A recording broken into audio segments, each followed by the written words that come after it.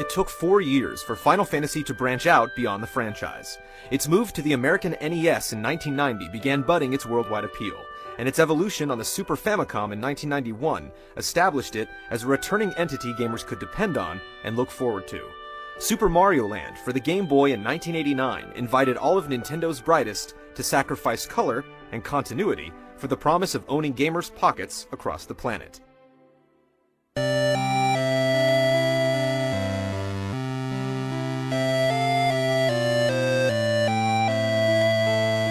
The first spin-off in the series was released in Japan as Seiken Densetsu Final Fantasy Gaiden, which could be translated as Holy Sword Legend Final Fantasy Side Story. The name Seiken Densetsu was actually trademarked by Square in 1987, the same year the first Final launched in Japan, but was saved until the Game Boy game's working title, Geminites, was dropped. Gaiden arrived in stores on June 8, 1991, 1 month before Final Fantasy IV.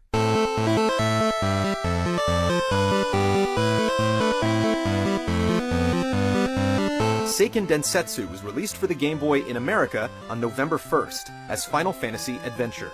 It was Koichi Ishii's first directorial project, and the first fantasy writer Yoshinori Kitase ever worked on. The music was composed by Kenji Ito, with various franchise references contributed by Nobuo Uematsu. It followed the plight of an imprisoned gladiator who thirsted for revenge after learning of an evil plot hatched between the Dark Lord and the wizard Julius. A look at Adventure's interface might inspire thoughts of another overhead sword and shield action-based RPG, but Link awakened in his first Game Boy outing almost exactly 2 years later. Adventure's hero lacked a green tunic, but brandished a power bar that indicated the strength of his attacks.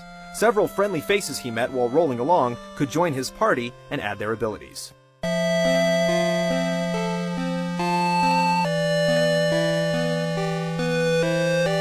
While it might appear as if Adventure was stuck without a sequel, it actually had 8 follow-ups. When the first of these was brought to the US, it was renamed Secret of Mana, and the series secured the subname for years to come. A remake of Adventure was released for the Game Boy Advance in 2003 called Sword of Mana, reflecting on the original's bizarre combination of the two Square franchises. Adventure was a handheld offspring that would grow to have grandchildren of its own one day, but Square's second spin-off a year later stood solo.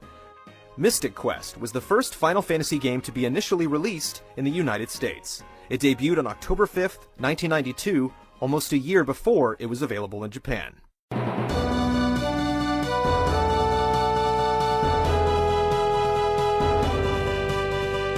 The turn-based Super Nintendo Trip was created with American audiences in mind, to encourage the non-RPG playing bulk of the gaming community to give the growing genre a try.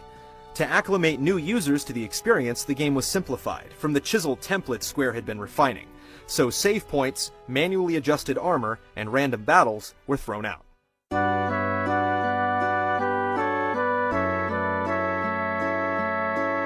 What was left told the story of a map split into 4 elemental regions, each fueled by the power of their corresponding crystal. Similar to the prophecy in Final Fantasy I, it was foretold that these power sources would be stolen, and a knight would have to fight to retrieve them. A mysterious man named White bestowed a youth named Benjamin with the uneasy task, and along with fellow battle partners Kaylee, Tristram, Reuben, and Phoebe, Ben began his crusade for the crystals.